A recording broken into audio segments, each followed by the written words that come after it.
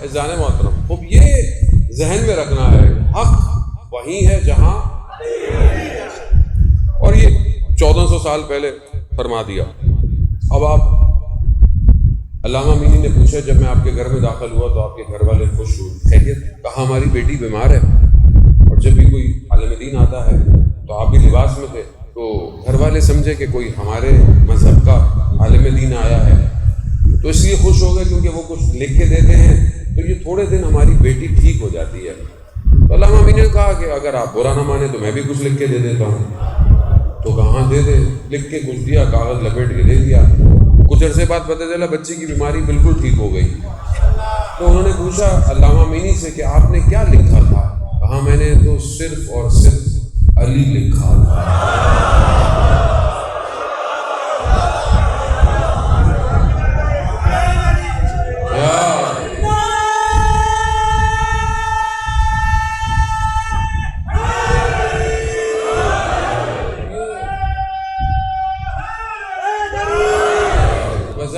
یہ سمجھنا بہت ضروری ہے، یہاں فرقہ نہیں ہے، میں نے کہا امام کو سمجھنا ضروری ہے۔ امام فرقے کا امام نہیں ہے، امام کائنات کا امام ہے، اور یہی ایک مشکل ہے جس کی وجہ سے مسلمان آج پریشان ہے۔ اگر امام کو مان لیں تو یہ ساری مشکل حل ہو جائے گی۔ اچھا جو ماضی میں ہوا سو ہوا، مگر اب جو آنے والا ہے وہ ایک ہی ہے۔ اب جو آنے والا ہے وہ، لیکن ظاہر ہے اس کے لیے وہ پیچھے سے معاملہ بہتر کرنا پڑے گا۔ امام کو سمجھنا ضروری ہے، امام کی ڈیفینیشن کلیئر ہونی چاہیے آپ کو۔ آپ امام علی علیہ السلام کو اگر جب تک سمجھیں گے نہیں، حسین سمجھ نہیں آئے گا، امام حسن سمجھ میں نہیں آئیں گے، حسین سمجھ میں نہیں آئے گا۔ یہ لیگیسی جو آ رہی ہے یہ سمجھ میں نہیں آئے گی۔ آپ کو نہیں پتہ چلے گا جو کربلا آیا تھا وہ انبیاء کا وارث تھا، وہ وارث۔ السلام علیکہ یا وارث آدم صفوۃ اللہ، السلام علیکہ یا وارث نوح نبی اللہ، یہ نبیوں کا وارث کربلا آیا ہے۔ اب قرآن کیا کہہ رہا ہے؟ ہر نبی کے مقابلے میں کون آیا؟ فرعون آیا، شداد آیا، نمرود آیا، قارون آیا، آگے آپ خود جانتے ہیں کون کون آیا۔ عزیزان محترم، اب جو نبی کے وارث کے مقابلے میں ہوگا وہ کون ہوگا؟ وہ صرف یزید نہیں ہے، وہ یزیدیت ہے، وہ فرعونیت ہے، وہ نمرودیت ہے۔ مشکل امت میں تھی وہ امت جس نے رسول کو دیکھا تھا اور 50 سال ہوئے اور اتنی غفلت میں سو گئی کہ یزید آ گیا۔ ایسی ہے نا، یہ ہر نبی کے مقابلے میں جب کوئی کافر آیا تو مسلمانوں نے جنگیں لڑی، لیکن جب اندر ہی آ گیا، جب وہ اندر آ گیا تو مسلمان خاموش رہے گا۔ اسی بیداری کے لیے سید الشہداء نے کربلا کو سجایا ہے، اور یہ آج بھی ایسے ہی ہے۔ آج بھی آپ کے سامنے وہیں پر حق ہے جہاں پر علی کے ماننے والے ہیں۔ آج آپ کے سامنے جو دنیا کے حالات ہیں، مسلمانوں کے حالات آپ کے سامنے ہیں، اتنے سارے مسلمان، اور سارے مسلمان کیا کر رہے ہیں آپ کے سامنے؟ کیا حالات ہیں آپ کے سامنے ہیں؟ کون کھڑا ہوا؟ کون کھڑا ہوا؟ خوف کیوں نہیں تھا؟ نہ جان کا خوف، نہ مال کا خوف۔ کیوں؟ کیونکہ بچپن سے حسین کی مجلس سنی، اور ایک چھوٹا سا بچہ کہتا ہے موت میرے لیے شہد سے زیادہ میٹھی ہے۔ اب جو بچپن سے مجلسوں میں یہ سنے انہیں میدان میں خوف نہیں ہوتا، انہیں نہ موت کا خوف ہے نہ جان کا خوف ہے۔ ٹکڑے کر دو ٹکڑے۔ یہ ہمارے یہاں مرتا کوئی نہیں ہے، ہمارے یہاں موت ہوتی ہی نہیں۔ زندہ آباد، زندہ آباد، مردہ آباد، مردہ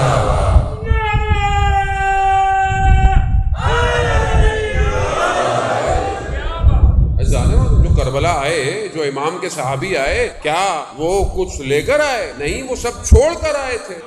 زہیر ابن گین دوسرے مسلک کا تاجر، کاروبار، خیمے، امام کے خیموں کے ساتھ کبھی ادھر پڑاؤ کبھی ادھر پڑاؤ، بیٹھا ہوا دسترخوان پر جو ہے وہ کھانا کھانے کے لیے اچانک سے بتایا کہ خادم حسین آیا ہے، وہیں رک گیا۔ کہا جس بات کا ڈر تھا، زوجہ نے پوچھا کیا ہوا؟ کہا دیکھو اگر امام حسین نے بلا لیا تو میں رکوں گا نہیں۔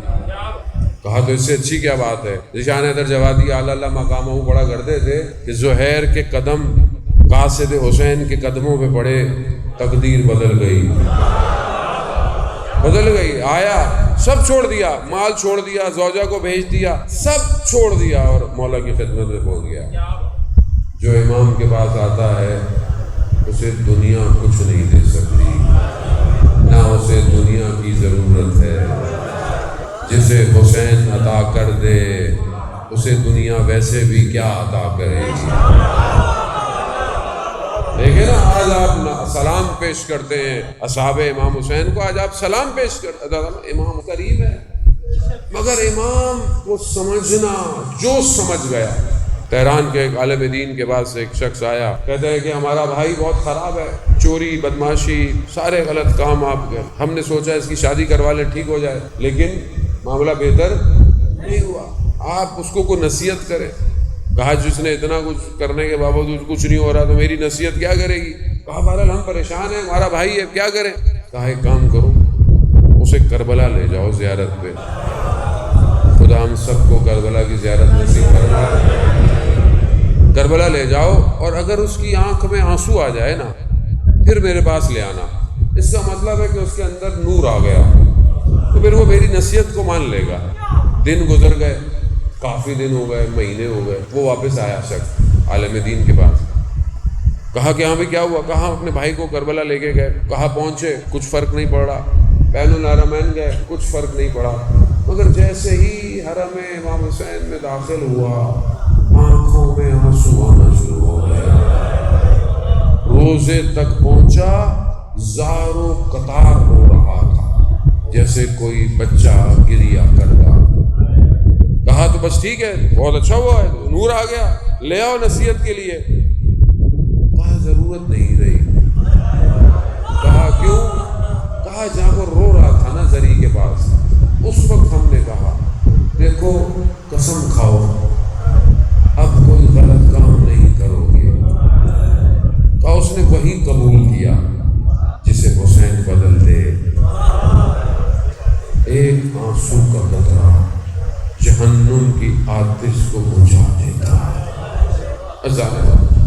معرفت چاہیے، امام کو سمجھنا ضروری ہے۔ بھائی امام کو نہیں سمجھیں گے ہم نہیں پہنچ سکتے وہاں تک۔ جو امام کو سمجھے تھے وہ شب عاشورہ بھی آ گئے، وہ روز عاشورہ بھی آ گئے، اور علیہ السلام ہو گیا۔ ایسے ہی ہے، ایک حر کا انتظار ہے، کس کو؟ امام زمانہ کو۔ آج پلٹ جاؤ آپ کو قبول کر لے گا۔ بہت ضروری ہے، ہماری زندگی ہے۔ میں خطا کار ہوں، میں اپنی بات کر رہا ہوں، مجھ سے غلطیاں ہیں، کوتاہیاں ہیں، زبان کی غلطی ہے، نگاہوں کی غلطی ہے، کان کی غلطی ہے، افکار کی غلطی ہے۔ انسان ہے، بہرحال دنیا میں ہے، جب تک انسان دنیا میں ہے تو کٹھیڑے میں کھڑا ہوا ہے، اور ظاہر ہے دنیا اس کے اوپر حملہ کرتی ہے، خواہشات، نفسانی خواہشات، آرزوئیں، یہ سب انسان کو حملہ کرتی ہیں، انسان کو پھنسا دیتی ہیں، انسان بہرحال اس غفلت کے سمندر میں ڈوب جاتا ہے۔ مگر پروردگار کریم ہے، خدا یہ نہیں کہتا کہ فلانی عمر میں آؤ، فلانی نہیں۔ خدا قرآن میں ایک آیت ہے، وہ آیت سب کے لیے، خدا نے کوئی شرط نہیں لگائی۔ خدا نے کہا ان اللہ یحب التوابین، میں توبہ کرنے والے سے محبت کرتا ہوں، توبہ کرنے والے سے، یعنی خدا کو اپنی مخلوق پسند ہے، خدا رحمان ہے، ذانے وہ اتنا عظیم ہے کہ جس کے لیے امام حسین نے اپنا سب کچھ لٹا دیا۔ وہ سوچے نا کہ امام حسین کتنے کریم، وہ عظمت و جاہ و جلال، مگر خدا کی بارگاہ میں سب کچھ دے دیا۔ رزن بے قضائہ و تسلیما، سب آپ کی وجہ سے، ہماری زندگی میں خدا کہاں ہے؟ ہم اپنے پروردگار کی بارگاہ میں کتنے شرمندہ ہیں، ہم اس کی بارگاہ میں کتنا گریا کرتے ہیں۔ اللہ کے نبی گناہ نہیں کرتے، خطا نہیں کرتے، نعوذ باللہ۔ کیوں؟ کیونکہ معصوم ہے، اللہ کا نبی معصوم ہے، اور معصوم نہ ہو تو وہ ہدایت نہیں دے سکتا۔ یہ بہت ضروری ہے سر۔ مشکل میں نے بتایا نا، مشکل ان مفاہیم کو تفسیر کرنے میں، جیسے امامت کا کانسیپٹ لوگوں کا کلیئر نہیں ہے، ہر کوئی ان 12 اماموں کو باقی اماموں کی طرح سمجھتا ہے، جبکہ ایسا نہیں ہے۔ یہ 12 امام الگ ہیں، یہ معصوم ہیں، ان جیسا کوئی نہیں ہو سکتا، اور یہ اللہ کے منتخب بندے ہیں۔ اور قرآن کی آیت اس بات پہ دلیل ہے۔ قرآن کے بسم اللہ الرحمن الرحیم، اطیعوا اللہ اطیعوا الرسول واولو الامر منکم، اللہ کی اطاعت کرو، رسول کی اطاعت کرو، اور کس کی؟ اولو الامر کی اطاعت۔ اللہ اطاعت کا حکم دے رہا ہے، جیسے اللہ کی اطاعت ہے ویسے ہی رسول کی اطاعت ہے۔ ایسا نہیں ہے کہ اللہ کی اطاعت کروں تو رسول کی بات نہ مانوں، نا، جس نے رسول کی اطاعت نہیں کی اس نے اللہ کی اطاعت بھی نہیں کی۔ اسی طرح اللہ کہہ رہا ہے جیسے میری اطاعت ویسے ہی رسول کی اطاعت، جیسے رسول کی اطاعت ویسے ہی اولو الامر کی اطاعت۔ اب اللہ اطاعت کا حکم دے رہا ہے نا۔ اب اولو الامر، مسئلہ سارا یہی ہے کہ اولو الامر کی ڈیفینیشن میں فرقوں میں فرق ہے۔ عمومی طور پر اولو الامر کی تعریف جو لوگ کرتے ہیں وہ کیا کرتے ہیں؟ حاکم وقت، حاکم وقت۔ اب جو حاکم وقت ہے وہ اولو الامر ہے۔ تو اگر آپ قرآن کی آیت دیکھیں تو کیا ہوگا؟ اللہ کیا کہہ رہا ہے؟ میری اطاعت کرو، رسول کی اطاعت کرو۔ اب یہ حاکم وقت کون ہے؟ کون ہے؟ ڈر کیوں رہے ہیں؟ جس پارٹی کے بھی آپ ہیں بھائی کوئی تو ہے۔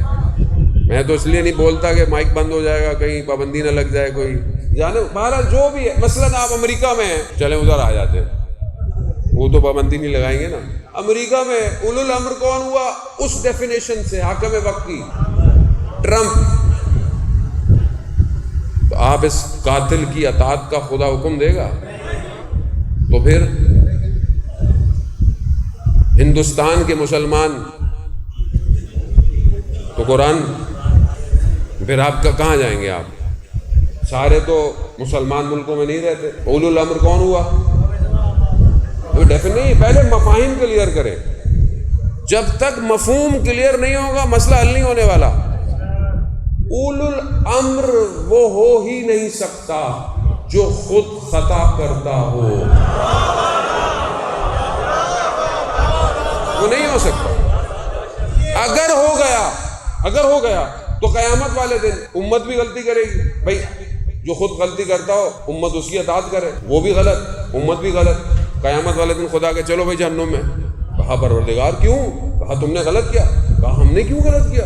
تو ہمارا حاکم ایسا تھا۔ کہا تو حاکم غلط تھا۔ کہا پروردگار تو نہیں تو کہا تھا اطاعت کر۔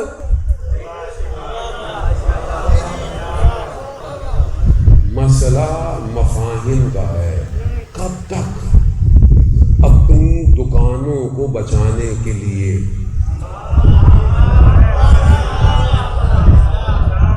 امت کو مشکل میں ڈالیں گے؟ امت وحدت میں ہے، فرقہ کوئی نہیں ہے۔ امام حسین کسی فرقے سے تعلق نہیں ہے۔ ہندو آ رہا ہے، عیسائی آ رہا ہے، ہر کوئی آ رہا ہے، کیوں؟ پہچان رہا ہے یہی ہے۔ اولو الامر سوائے معصوم کے کوئی نہیں ہو سکتا۔ صحیح ہے؟ اب جب تک یہ کلیئر ہو گیا، اب یہ کلیئر ہو گیا، اب کون ہوگا معصوم؟ کیسٹ ریوائنڈ کرو، کیسٹ ریوائنڈ کرنی پڑے گی نا۔ رسول کے بعد پہلا اولو الامر، دوسرا، تیسرا، چوتھا، پانچواں، چھٹا، ساتواں، آٹھواں، نواں، 10واں، 11واں۔ اگر کوئی اور ہے تو بتاؤ، کوئی اور ہے؟ کسی نے دعویٰ نہیں کیا۔ عزیزان محترم، یہ اسلام کا مسئلہ ہے، فرقے کا نہیں ہے۔ ہم فرقوں میں بٹ گئے نفرتوں کی وجہ سے۔ اگر لوگوں نے صحیح امام کی اطاعت کی ہوتی تو یہ نہ ہوتا۔ یہی مشکل تھی. لوگ سادہ تھے، لوگ بے بصیرت تھے. جو رسول کا نواسا کربلا میں شہید ہو گیا. ظلم یہی ہے نا. آج وہ 12واں غیبت کے پردے میں انتظار ہے. کوئی فرق نہیں پڑتا، اہل سنتوں شیعوں سب کو پتا ہے کہ آنے والا وہی ہے اور وہ پیدا ہو کے آئے گا. یہی آئے گا. اور یہ میں حدیث سنن ابن ماجہ، صحیح بخاری، صحیح مسلم، جتنی بھی کتابیں ہیں سب میں اندر یہ حدیث موجود ہے کہ آخری زمانے میں جو آئے گا، پیغمبر سے حدیث ہے، سرکار فرماتے ہیں اس کا نام میرا نام ہوگا، وہ میری ذریت سے ہوگا اور وہ دنیا کو عدالت سے بھر دے گا جیسے دنیا ظلم سے بھری ہوئی ہے. اب ہماری کیا ذمہ داری ہے؟ وہ تو آئے گا، اس نے تو آنا ہے، تو ہم بیٹھے رہے انتظار کرتے رہے. اب آپ نے مجلس رکھی، آپ بولے مولانا نے آنا ہے آنا ہے، کچھ انتظام ہی نہ کرے، نہ پنکھے نہ جنریٹر نہ مائک نہ اسپیکر. مولانا نے آنا ہے، جب آئیں گے تب دیکھا جائے گا. تو کوئی بولے گا آپ انتظار کر رہے ہو؟ تو انتظار تیاری سے کیا جاتا ہے. تو وہ جو آئے گا ظلم کو ختم کرے گا، عدالت کو قائم کرے گا. اور حدیث میں ہے اگر قیامت میں ایک دن بھی رہ جائے گا تو اللہ اس ایک دن کو اتنا لمبا کر دے گا. حدیث ہے، حدیث پیغمبر ہے. تو ہم تیاری کیا کر رہے ہیں؟ ہماری کیا تیاری ہے؟ اذان محترم، بہرحال میں بہت زیادہ اسٹریس نہیں دے رہا ہوں. کم سے کم اپنے آپ کو تیار کریں. کم سے کم اپنے آپ کو، کم سے کم اپنے آپ. کیوں کربلا سنائی جاتی ہے؟ کیوں؟ تاکہ دیکھو کہ راستہ یہی تھا، راستہ یہی ہے. جو آئے تھے وہ سب چھوڑ کر آئے اور انہیں جنت بھی مل گئی، انہیں مقام بھی مل گئے، مگر انہوں نے امام کو نہیں چھوڑا. امام کو نہیں چھوڑا انہوں نے. جانے محترم، امام کو نہیں چھوڑا. آج آپ سے بھی یہی تقاضا ہے کہ آپ اپنے آپ کو تیار کریں، اپنے آپ کو پاک صاف کریں، اپنی خلوت کو گناہوں سے بچائیں، اپنے معاشرے کو برائیوں سے بچائیں. وہ آپ کی ذمہ داری ہے. آپ اپنے اس گاؤں کو صحیح نہیں کر سکتے. اگر مثال کے طور پر روڈ ٹوٹے ہوئے ہیں، نالیاں بہہ رہی ہیں، فلانا، آپ روز گزرے جا رہے ہیں، انسان بے حس ہو گیا نا، بے حس ہو گیا. بھائی صحیح کر لیں، پتھر پڑا سیدھا کر لیں، کیا ہو گیا؟ آپ کی ذمہ داری ہے نا. جب آپ اپنے چھوٹے سے علاقے کو صحیح نہیں کر سکتے تو آپ کو امام کی حکومت میں نوکری ملے گی؟ نہیں ملے گی. جو چھوٹا سا کام نہیں کر سکتا وہ امام کی حکومت کیا کرے گا؟ علامہ حسن زادہ عاملی، بہت بڑے فلاسفر، عارف، بہت بڑے عارف، ان کا جملہ ہے یہ. وہ فرماتے تھے کہ رہبر شہید کے بارے میں فرماتے تھے کہ اپنے کانوں کو ان کے لبوں پر رکھو، یعنی اپنے کانوں کو ان کی باتوں پر دھیان دو. کیوں؟ کیونکہ ان کے کان امام زمانہ کے لبوں پر ہیں. ظاہر ہے وہ امام نائب امام ہے، نائب امام ہے.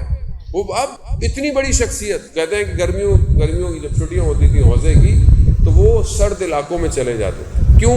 تاکہ پڑھائی رکے نہیں، پڑھنے چلے جاتے تھے. خود بھی ظاہر ہے تھے وہ انہی شمالی علاقوں کے.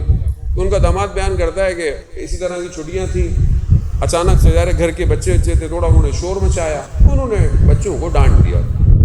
اب ہمارے ڈانٹنے میں اور عالم کے ڈانٹنے میں فرق ہوتا ہے.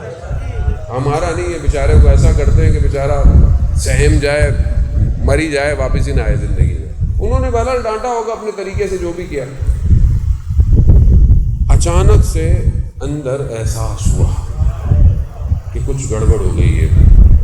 کہتے ہیں بس پکڑی، تبریز پہنچے. تبریز میں ان کے استاد تھے علامہ حسن الہی طباطبائی، جو علامہ طباطبائی کے بھائی تھے. انہوں نے دروازہ کھولا، یہ اندر آئے، کچھ کہا نہیں یار. انہوں نے کہا بیٹھو چائے. ہر رات کو خواب میں استاد آئے تھے، یعنی ان کے بھی استاد، اور کہہ رہے تھے کہ حسن الہی سے کہنا، نہیں علامہ حسن زادہ سے کہنا، کیا وہ اس طرح امام زمانہ کا انتظار کر رہا ہے؟ یعنی آپ کا ہر عمل امام دیکھ رہے ہیں، امام تک حدیث میں روایت بیان کرتی ہے کہ ہمارے عمل ہفتے میں 2 دفعہ امام زمانہ کے پاس جاتے ہیں، جو کر رہے ہیں آپ، تو ہم امام کو خوش کر رہے ہیں یا امام کو رلا رہے ہیں؟ میزان موت، اگر ہم امام کو خوش نہیں کر سکتے تو ہمیں امام کو رلانا نہیں چاہیے۔ مومن یہی ہے، تو کم سے کم اپنے آپ کو بہتر کریں، جو کام کریں یہ سوچ کے کریں کہ کیا میرا امام اس سے راضی ہے۔ چاہے گھر کے اندر آپ کی گفتگو ہو، چھٹے امام جعفر صادق علیہ السلام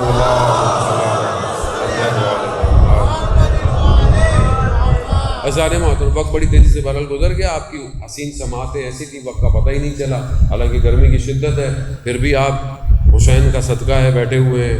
ازارِ محترم، امام فرماتے ہیں کہ اگر کوئی تمہارے ساتھ برائی کرے تو تم اس کے ساتھ اچھائی کرو، اگر کوئی تمہارے ساتھ برائی کرے تم اس کے ساتھ اچھائی کرو، اگر کوئی تم سے رشتہ کاٹے تم رشتہ جوڑو، اگر کوئی تمہیں برا بھلا کہے تم اس کو سلام کرو۔ آسان کام نہیں ہے، ہاں نفس اجازت نہیں دیتا، لیکن امام کی بات کب مانیں گے زندگی میں ہم؟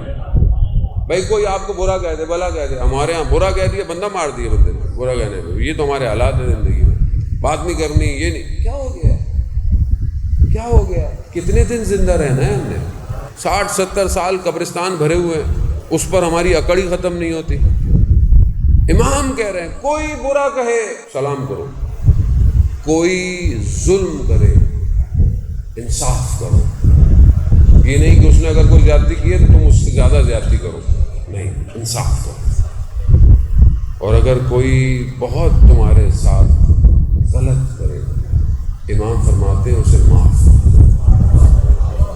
معاشرہ ایسے ہوتا ہے، معاشرہ سازی یہی ہے۔ خود امام دوسری حدیث میں اگر کوئی تمہیں 1 دفعہ برا کہے تو تم اس کے بدلے میں 10 دفعہ برا مت کہو، بلکہ 1 دفعہ بھی برا نہیں کہو۔ حتیٰ امام اگلے حصے میں کہتے ہیں اگر کوئی 10 دفعہ تمہیں برا کہے تو تم اسے 1 دفعہ بھی جواب نہ دو، بلکہ کیا کہو؟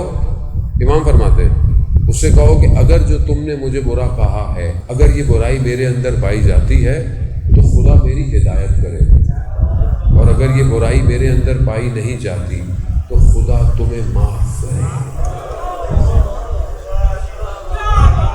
معاشرہ یہی ہے، معاشرہ یہی ہے۔ اگر اس سوسائٹی کو بنانا ہے جس میں امام آنا ہے تو پھر ویسے ہی اطاعت کرنی پڑے گی جیسے انہوں نے کہا ہے۔ ملک اشتر، بس اپنی گفتگو تمام، اور ہزارہ محترم آپ سے جو ہے التماس سے دعا، ملک اشتر جیسی شخصیت، کیسی شخصیت؟ جنرل ہے نا، ایسا جنرل ہے کہ امام علی کو بھروسہ ہے، جب ملک اشتر شہید ہوئے یعنی امام کے لیے بہت بڑا نقصان تھا۔ ملک اشتر جیسی طاقتور شجاعت ترین شخصیت بازار سے گزر رہی ہے، کسی نے اہانت کی، تھوک، اس کو پتہ نہیں تھا، چلے گئے، پیچھے شخص آیا، کہا تمہیں نہیں پتا کون تھا؟ کہا کون؟ کہا ملک اشتر تھا۔ کانپنے لگا، ڈھونڈتا ملک اشتر کو دیکھا، ملک اشتر مسجد میں بیٹھے ہوئے، کہا میں معذرت چاہتا ہوں، مجھے نہیں پتا تھا آپ کون ہیں۔ کہا میں مسجد آیا اس لیے تھا کہ اللہ کی بارگاہ میں تمہاری مغفرت طلب کروں۔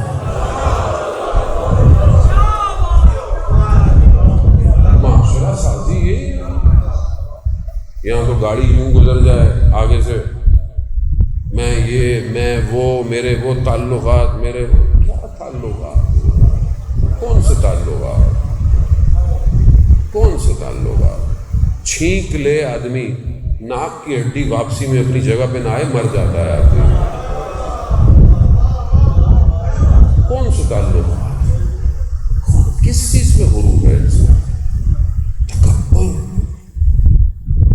پتہ نہیں قبر بھی نصیب ہوگی نہیں ہوگی انسان، جھک کے رہے اس کی بارگاہ۔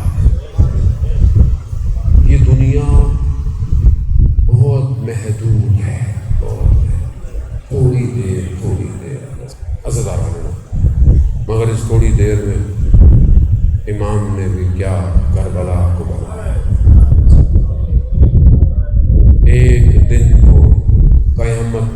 لیے بنا۔